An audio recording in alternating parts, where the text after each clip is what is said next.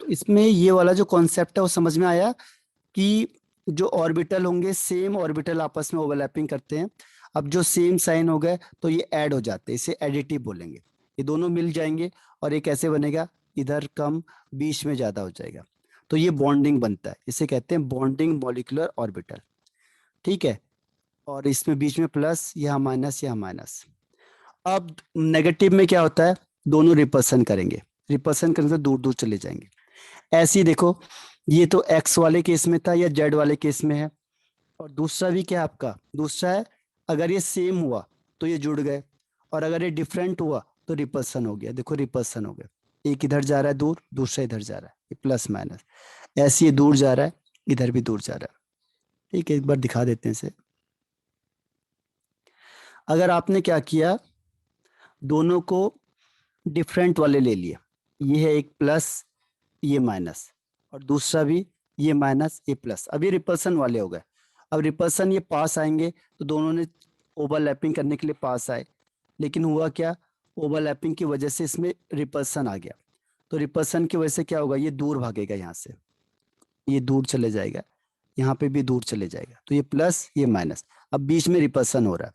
फिर ये दूसरा वाला दिखाओगे आप, सेकंड वाला, सेकंड कैसे जाएगा, सेकंड जाएगा एक ये माइनस ये प्लस, तो इनके बीच में रिपल्सन हो रहा है। तो जब रिपल्सन होगा तो एंटी बॉन्डिंग मॉलिक्यूलर ऑर्बिटल, और जब भी फोर्स अट्रैक्शन होगा तो दोनों जुड़ जाएंगे।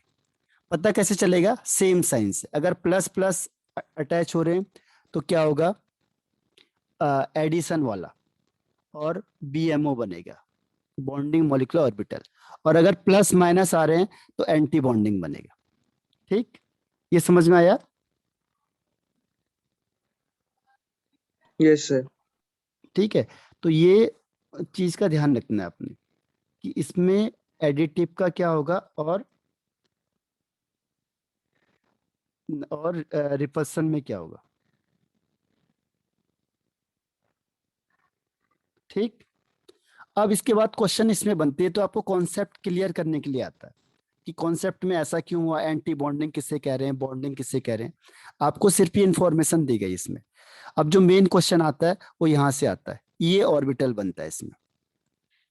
इस ऑर्बिटल के बेस पे क्या होगा, इलेक्ट्रॉन फिल होता है, और यहाँ से आपको क्वेश्चंस बनते हैं जो वो इस टाइप से बनते हैं।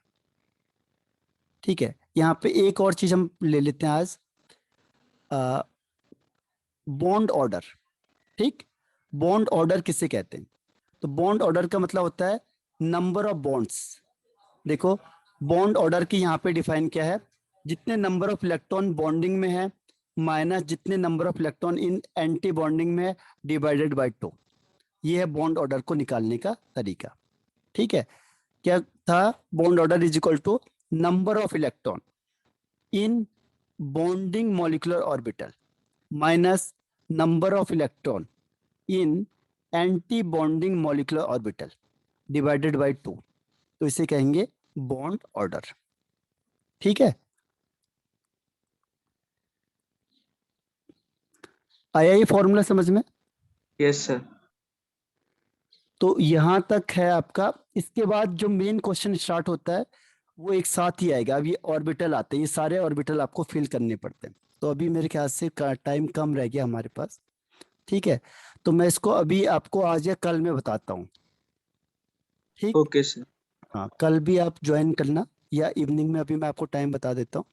तो ये फिनिश हो जाएगा, ये बहुत इंपॉर्टेंट है, और इसकी प्रैक्टिस करनी है लगातार, क्योंकि इसके क्वेश्चन आते ही हैं।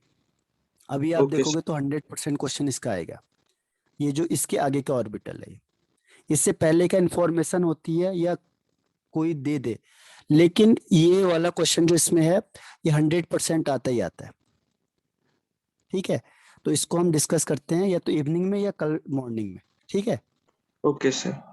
ठीक है, okay, thank you sir. Okay.